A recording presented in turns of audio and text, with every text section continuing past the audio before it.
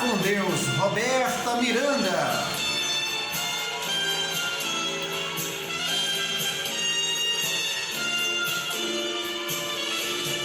Grande sucesso. Canção essa presente no álbum Volume 2 da rainha do sertanejo Roberta Miranda, um grande clássico da música sertaneja. E nesse álbum, que foi o Volume 2 da Roberta, gravado, lançado pela gravadora Continental no ano de 1987, teve as canções Rei dos Reis, Meu Grande Bem, Esperança, Vá com Deus, canções essas que estiveram em destaque. Teve a participação especial também de Dominguinhos na canção Saudade.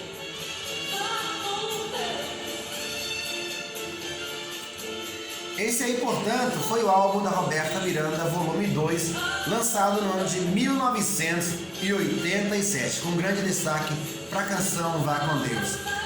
Uma canção que até os dias de hoje toca-se muito, ouve-se muito falar, é uma grande recordação, uma grande história que traz Roberta Miranda para a música sertaneja, nos levando para aqueles tempos onde as músicas eram mais românticas e havia um consenso melhor entre o sertanejo e as boas músicas, tanto na MPB como na música romântica, em todos os estilos, era bem diferente. Hoje avançamos bastante, mas infelizmente perdemos alguma essência que ficou no passado das boas canções, das boas melodias. E você, no ano de 87, o que fazia?